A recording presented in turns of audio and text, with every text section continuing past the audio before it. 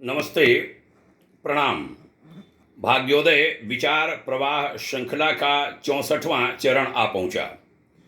हम आज हिंदू सभ्यता पर चर्चा करेंगे। बड़ी महत्वपूर्ण चर्चा है।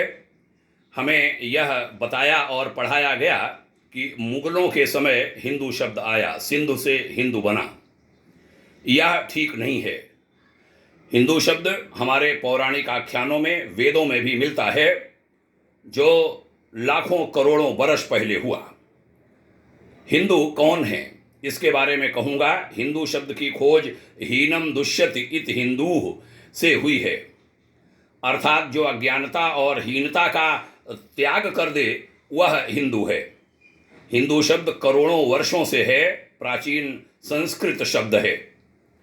हिंदू संस्कृत के इस शब्द का यदि संधि विच्छेद करें तो पाएंगे हीन धन हिंदू, हीन धन दू बराबर हीन भावना धन से दूर, अर्थात जो हीन भावना या दुर्भावना से दूर रहे, मुक्त रहे, वह हिंदू है।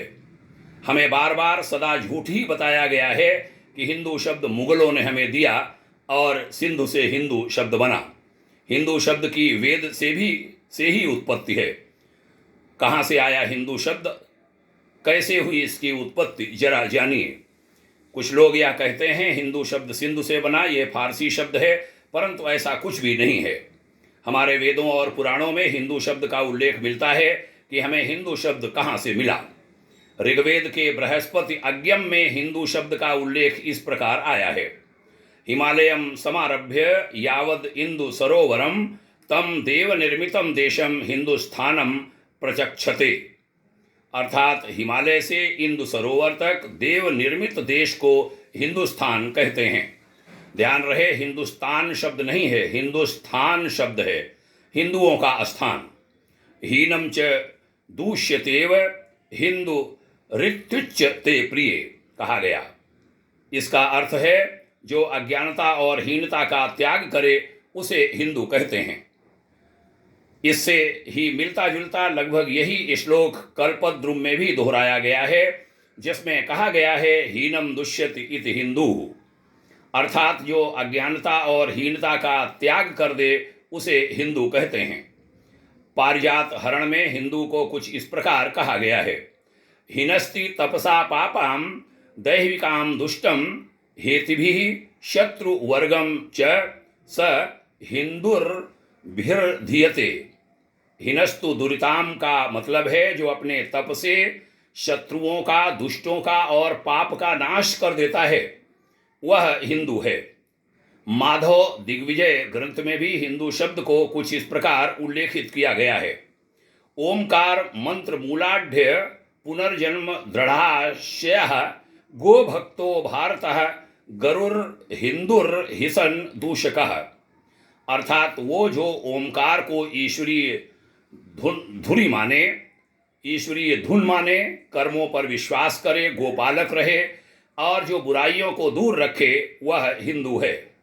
केवल इतना ही नहीं, हमारे ऋग्वेद 8:2:41 में हिंदू नाम के बहुत ही पराक्रमी और दानी राजा का वर्णन मिलता है, जिन्होंने 46,000 गौ माताएं दान में दी थीं, और ऋग्वेद मंडल में भी उनका वर्णन इसी प्रकार मिलता है।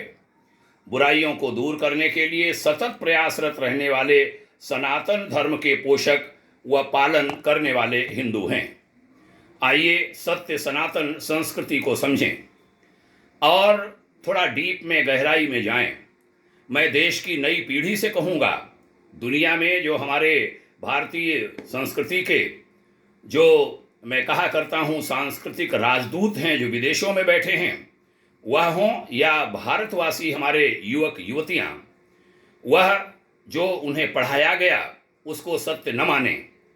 जो कुछ ऐसे ग्रंथों में लिखा गया जिनको जानबूझकर खराब किया गया, उस पर विश्वास न करें और वह खोजी बने। वह अपने आर्ष ग्रंथों में जाएं और देखें कि क्या सच है। हमें अनेक सत्य पता चलेंगे, सत्य उद्घाषित होंगे और उसके दूरगामी परिणाम भारत के हित में होंगे, भारतीय संस्कृति के हित में होंगे, सत्य सनातन संस्कृति के हित में होंगे। हमारे आज़ाद भारत में ऐसे हाथों में शिक्षा को देना चाहिए था जो पढ़े लिखे होते, हमारे भारत की जड़ों से जुड़े होते, भारत की संस्कृति से जुड़े होते, सनातन संस्कृति से जुड़े होते, तो शिक्षा का, हमारे इतिहास का, हमारे पाठ्यक्रमों का स्वरूप कुछ और होता। दुर्भाग्य से ऐसा नहीं हो सका। ऐसे लोगों के हाथ में शिक्षा रही जो बिल्कुल भी शिक्षित नहीं थे और भारत की संस्कृति से भी दूर थे। यहाँ तक कि उनमें इस संस्कृति के प्रति सद्भावना का भी अभाव था, यह आरोप लगता है। इसलिए जो पाठ्यक्रम में पढ़ाया गया, जो हमारे इतिहास की पुस्तकों में लिखा है, उसके सत्य तथ्यों को जानने की बड़ी आवश्यकता है और उस दिशा में विभिन्न प्रयत्न चल पड़े हैं। सही बातें बताई जा रही हैं।